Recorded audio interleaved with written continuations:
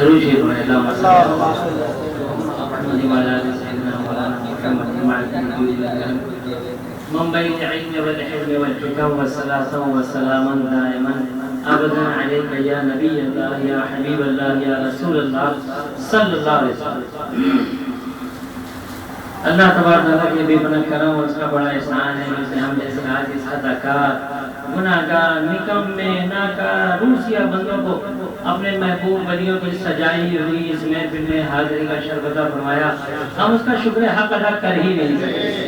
یہ اس کا اتنا بڑا کرم ہے کہ ہم اس کا ذکر خیر بھی پورا نہیں کر سکتے۔ یہ بھی اللہ تبارک تعالیٰ کا بے پناہ کرم اور اس کا احسان ہے۔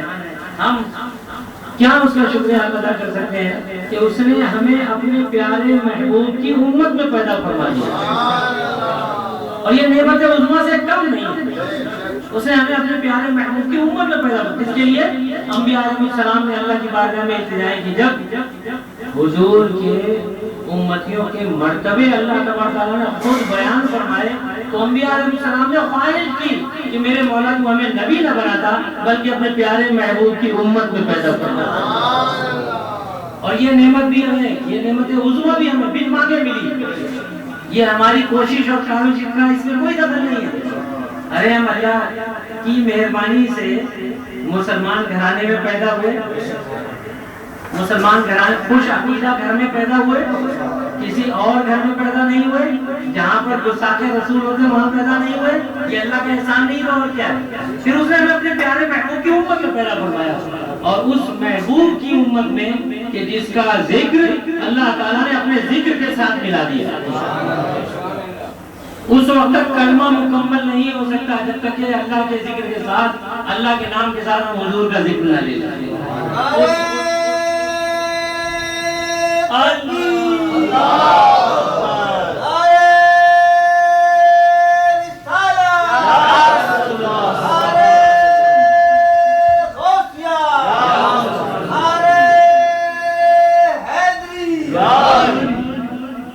ہم اس کا ذکر خیر کس طرح کر سکتے ہیں کہ جبکہ اس نے اپنے محبوب کا ذکر اپنے ذکر کے ساتھ ملا لیا۔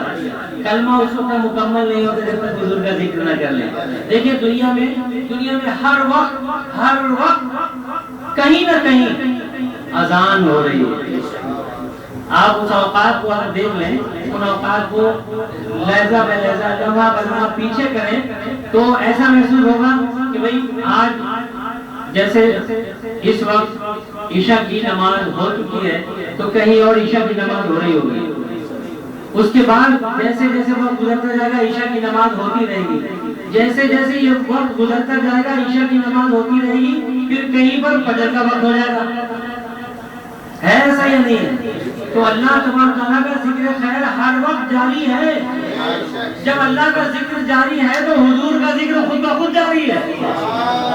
ابھی انہوں نے نعت شریف میں انہوں نے ذکر کیا کہ ذکر پنجگانہ میرے حضور کا ہے،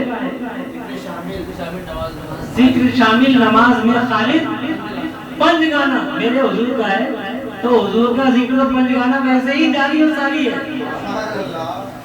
پھر جہاں جہاں بھی لوگ ایمان والے دفن ہوتے ہیں، جب وہ دفن ہو جاتے ہیں تو وہ ان کو حضور کا دیدار کرایا جاتا ہے۔ حضور کا دیدار اب کہاں کہاں کون کون مر رہا ہے، کہاں کہاں دفن ہو رہا ہے، حضور کا دیدار وہاں ان کو کرایا جا رہا ہے، اور کوئی تصویر نہیں دکھائی جا رہی۔ ارے حضور خود تشریف خود تشریف لے آتے ہیں، خود تشریف لے آتے ہیں۔ بیٹھے تو اس رجل کے بارے میں کیا جانتے ہو، کیا کہتے ہیں اس رجل کے بارے میں؟ یہ نہیں کہتے کہ اس تصویر والے کے بارے میں کیا جانتے ہو، اس شخص کے بارے میں تم کیا کہتے ہو؟ جو ایمان والے ہوتے ہیں کہ انہی کی خاطر تو ہم دنیا میں آئے، انہی کی وجہ سے تو یہ دنیا میں رنگ و بو سجائے گئے، انہی کی وجہ سے اللہ نے یہ کائنات بنائی۔ ارے یہی تو ہمارے آقا مولا ہیں جن پر ہم سب کچھ اچار کرتے ہیں، اور اسی گواہی پر ان کے ایمان پر ان کی بخشش فرما دی جاتی ہے۔ جو حضور کو پہچان لیتے ہیں اس کے بعد پھر کوئی اور پہچان، کوئی اور سوال کی ضرورت نہیں ہوتی، اس کے بعد کوئی اور سوال کی ضرورت نہیں ہوتی۔ جو حضور کو پہچان لیتے ہیں، جب وہ پہچان لیتے ہیں تو پھر یہیں پر سوال و جواب بند ہو جاتے ہیں اور جنت کی کھڑکی کھول دی جاتی ہے۔ میرے حضور کس کس جگہ موجود نہیں ہے، کہاں کہاں موجود نہیں ہے، اور کیا کیا نہیں جانتے حضور۔ ارے اللہ تعالیٰ نے وہ علم عطا فرمایا جو کسی کو عطا نہیں فرمایا، میرے آقا کو اللہ نے وہ علم عطا فرمایا جو کسی اور کو عطا نہیں فرمایا۔ ہم اپنے سلسلے کے ایک بزرگ کا ذکر کرتے ہیں، صوفی شاہ انعام الرحمن قدوسی رحمۃ اللہ علیہ، ان کا پچھلے ماہ سالانہ اسے مبارک ہوا۔ جب آپ ملک شام میں واپس تشریف لا کر کے حج کر کے ایک جگہ پر قیام فرمایا، جس جگہ پر قیام فرمایا تو وہاں پر کچھ لوگ جو خوش عقیدہ تھے وہ آئے، انہوں نے قدم بوسی کی، آپ سے اظہار خیال کیا، آپ سے تصوف کے بارے میں سوالات کیے، آپ سوالات کے جوابات دیتے رہے۔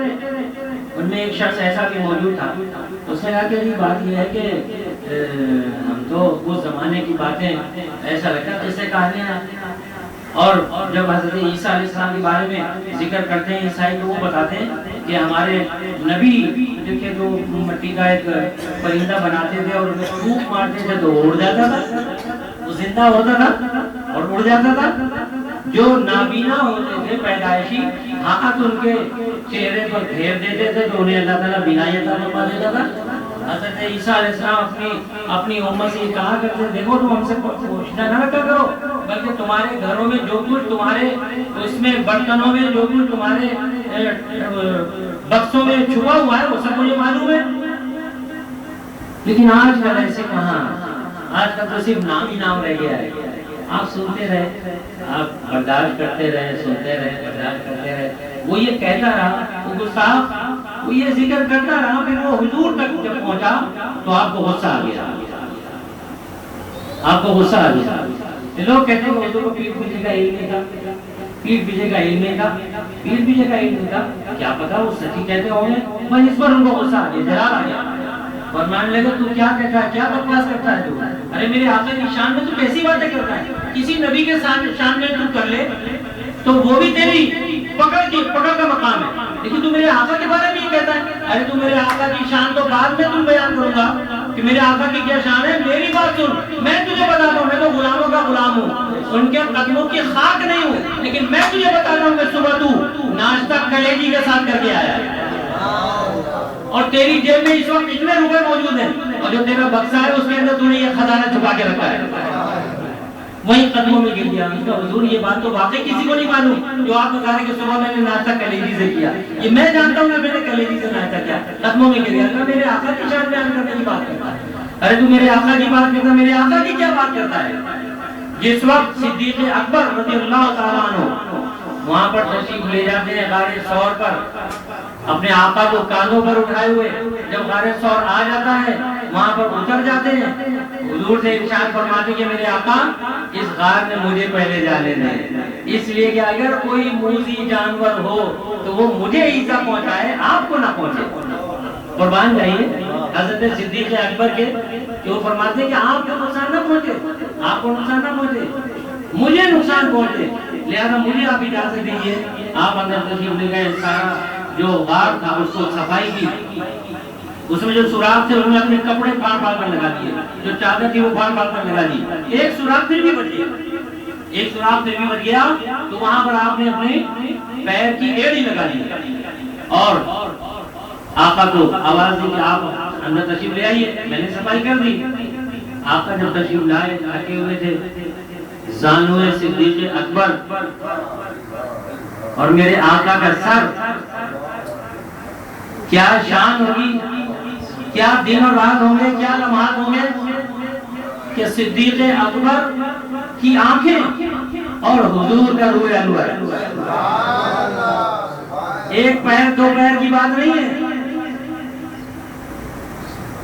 ایسے لمحات گزر گئے، ایسے اوقات گزر گئے، اسی اسنا میں جہاں پر آپ نے ایڑی لگائی ہوئی تھی وہاں پر کسی کیڑے نے آ کر آپ کے اس ایڑی پر ڈس دیا، جب ڈسا تو اس کی تکلیف سے، اس کے زہر کی تکلیف سے آپ تڑپ گئے، لیکن آقا کو بتانا منظور نہیں تھا، آقا آرام فرما رہے تھے، استراحت فرما رہے تھے، لیکن تکلیف سے، اس زہر کی تکلیف سے آپ کے آنسو رواں ہو گئے۔ حضرت صدیق اکبر رضی اللہ تعالیٰ عنہ کے آنسو رخسار انور پر گر پڑے، حضور نے آنکھیں کھولی، اے صدیق تمہیں کس نے رلایا؟ تم یہ بتاؤ تمہیں کس نے رلایا؟ حضرت صدیق اکبر رضی اللہ تعالیٰ ارشاد فرماتے ہیں کہ میرے آقا یہ جس جگہ میں نے ایڑی لگائی یہاں پر کوئی موذی جانور آ گیا اور اس نے کاٹ لیا، اس کے زہر کی تکلیف سے میرے آنسو نکلے۔ آپ نے فرمایا اچھا پیر ہٹاؤ، پیر ہٹایا، ایڑی دیکھی تو واقعی اس پہ ڈنگ کے نشان تھے۔ حضور نے اپنے لوہے پہ زہر لگایا، وہ زہر کا اثر اسی وقت ختم ہو گیا۔ حضور نے ارشاد فرمایا کون ہے اندر؟ باہر آ جاؤ۔ ایک سانپ اس سوراخ سے باہر آیا اور فصیح زبان میں عربی کی وہ کہنے لگا میرے آقا مجھے معلوم تھا کہ آپ یہاں غار ثور میں تشریف لائیں گے، پتہ نہیں کتنے صدیوں سے میں اس غار میں آپ کی آمد کا انتظار کر رہا ہوں، میں آپ کے دیدار کا مشتاق ہوں، میں دیدار کے انتظار میں یہاں پر موجود ہوں۔ اور آج وہ لمحات آ گئے تو صدیق اکبر نے تمام سوراخ بند کر دیے۔ میں نے مجبوراً کاٹا ہے، میں نے مجبوراً کاٹا ہے تاکہ یہ پہرا ڈالے اور میں آپ کا دیدار کروں۔ حضور نے اس کی طرف پیار بھری نظر فرمائی اور دیدار کرنے کے بعد وہ سانپ وہاں سے چلا گیا۔ کس زمانے کا سانپ تھا؟ حضرت موسیٰ علیہ السلام کے زمانے کا سانپ تھا، اور وہاں پر انتظار کر رہا تھا۔ اسے معلوم تھا کہ ایک نہ ایک دن میرے آقا اس غار میں ضرور تشریف لائیں گے۔ ہجرت کا وقت آیا، آپ اس غار میں پہنچ گئے، اس غار میں تشریف لے گئے، وہاں پر اس سانپ نے آپ کا دیدار کر لیا، چلا گیا۔ کہاں گئے وہ لوگ جو کہتے ہیں کہ حضور کو پیٹ پیچھے کا علم نہیں تھا، جو کہتے ہیں حضور کو، میرے آقا کو جو اللہ کے محبوب ہیں ان کو کہتے ہیں کہ پیٹ پیچھے کا علم نہیں تھا؟ ارے ایک سانپ ایک کیڑے کو علم تھا، ایک سانپ ایک کیڑے کو یہ علم تھا کہ میرے آقا اس غار ثور میں ایک نہ ایک دن ضرور تشریف لائیں گے اور میں وہ آئیں گے اور میں ان کا دیدار کروں گا، میں یہاں دیدار کروں گا ان کا۔ ایک سانپ کو تو اس کا علم ہے اور تم کہتے ہو میرے آقا کو علم نہیں تھا۔ جب آپ مدینہ منورہ پہنچے، باتیں ہو گئی تو حضرت عائشہ صدیقہ رضی اللہ تعالی عنہ نے ایک مرتبہ آقا و مولا تاجدار مدینہ جناب سیدنا احمد مصطفیٰ محمد مصطفیٰ صلی اللہ علیہ وسلم سے رات کے وقت گفتگو کے دوران پیار بھرے انداز میں پوچھ لیا میرے آقا یہ جو آسمان پر ستارے ہیں، یہ جو آسمان پر ستارے ہیں، کیا اتنی نیکیاں بھی کسی کی ہوں گی؟ خوش ہو کے پوچھا۔ میرے آقا نے فرمایا ہاں جتنے اس آسمان پر ستارے ہیں اتنی نیکیاں ایک آدمی کی ہیں۔ انہوں نے خوشی سے پوچھا، وہ سمجھ رہی تھی کہ میرے بابا جان کا نام لیں گے، حضرت صدیق اکبر کا نام لیں گے۔ انہوں نے پوچھا کہ وہ کون ہے؟ حضور اکرم صلی اللہ علیہ وسلم ارشاد فرماتے ہیں کہ وہ حضرت سیدنا عمر رضی اللہ تعالیٰ عنہ کی اتنی نیکیاں جتنی آسمان پر ستارے ہیں۔ خاموش ہو گئے۔ جب دل مرجھا گیا میرے آقا نے پیار بھرے انداز میں حضرت عائشہ صدیقہ رضی اللہ تعالیٰ عنہ المومنین کی طرف دیکھا، پوچھا کہ عائشہ کیا ہوا؟ تم تو یہ سمجھ رہی تھی نا کہ تمہارے بابا جان کا میں نام لوں گا، تمہارے بابا جان کا نام لوں گا؟ انہوں نے کہا ہاں میرے آقا میں یہی سمجھ رہی تھی کہ جتنے آسمان پر ستارے ہیں اتنے نیکیاں میرے بابا جان کی ہوں گی، تو اس لیے میں نے پوچھا تھا آپ سے۔ اور آپ فرماتے ہیں کہ سیدنا عمر فاروق رضی اللہ تعالیٰ عنہ کی اتنی نیکیاں۔ حضور فرماتے ہیں کہ عائشہ جو نیکی صدیق اکبر نے غار ثور میں میرے ساتھ کی ہے وہ ایک نیکی ان تمام نیکیوں پر بھاری ہے۔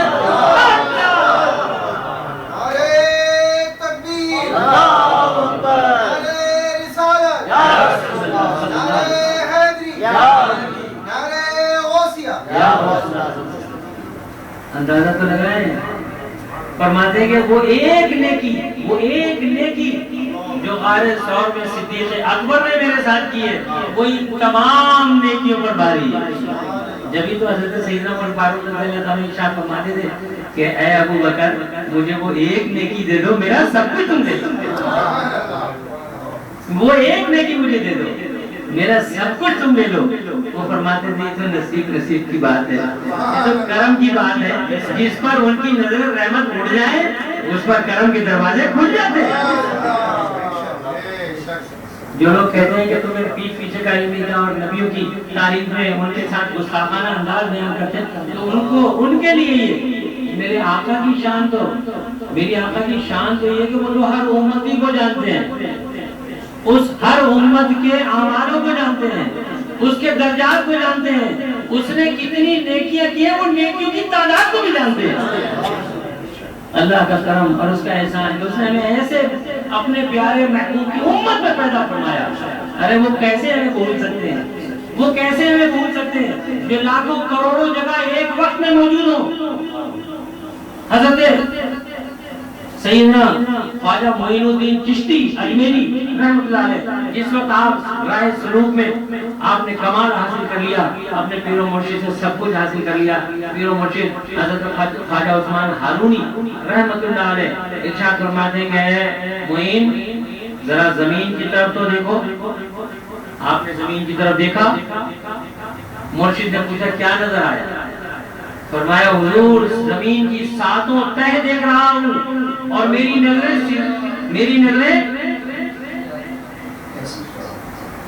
زمین کی ساتوں تہہ کے نیچے تحت الثری تک پہنچی ہوئی۔ آپ نے فرمایا اچھا اب اوپر دیکھو، آسمان کی طرف دیکھو۔ حضرت خواجہ عثمان ہارونی رحمۃ اللہ علیہ نے اپنے مرشد کا امتحان، اپنے مرید کا امتحان لے رہے کہا کہ اب ذرا آسمان کی طرف دیکھو۔ حضرت خواجہ معین الدین چشتی اجمیری رحمۃ اللہ علیہ آسمان کی طرف دیکھا، فرمایا ساتوں آسمان دیکھ رہا ہوں اور میری نظریں سدرۃ المنتہا سے ہوتے ہوئے عرش معلیٰ کو دیکھ رہی ہیں۔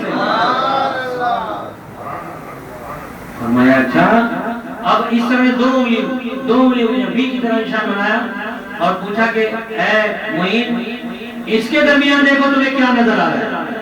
حضرت خواجہ معین الدین چشتی اجمیری رحمۃ اللہ علیہ ارشاد فرماتے ہیں کہ پیر و مرشد ان دو انگلیوں کے درمیان 18,000 عالم کا مشاہدہ کر رہا ہوں۔ ارے حضور کی امتی کا شان یہ ہے، امتی کی شان یہ ہے کہ وہ دو انگلیوں کے درمیان 18,000 عالم کا مشاہدہ کرے۔ ایک عالم یہ ہے جس میں کروڑوں اربوں لوگ ہیں، بے شمار مخلوق ہیں اور سب کے سب حضور کو جانتے ہیں، سب حضور کا ذکر کرتے ہیں، سب حضور پر درود و سلام بھیجتے ہیں۔ تو 18,000 عالم کو خواجہ معین الدین چشتی اجمیری رحمۃ اللہ علیہ نے ان دو انگلیوں کے درمیان دیکھے تو ان کی جو مخلوق ہے اس کی تعداد کتنی ہوگی؟ میرے آقا کی شان کتنی ہوگی؟ میرے آقا کی پھر کیا شان ہوگی؟ جب آپ کے امتی کی شان یہ ہے تو پھر میرے آقا کی شان کیا ہوگی؟ اور کس کس زمانے میں، کس کس محلات میں، کس کس لمحات میں، کون کون سے سیارے پر، کہاں پر، کس کس طرح کتنی جگہ موجود ہوں گے؟ کوئی اندازہ لگا سکتا ہے؟ نہیں لگا سکتا۔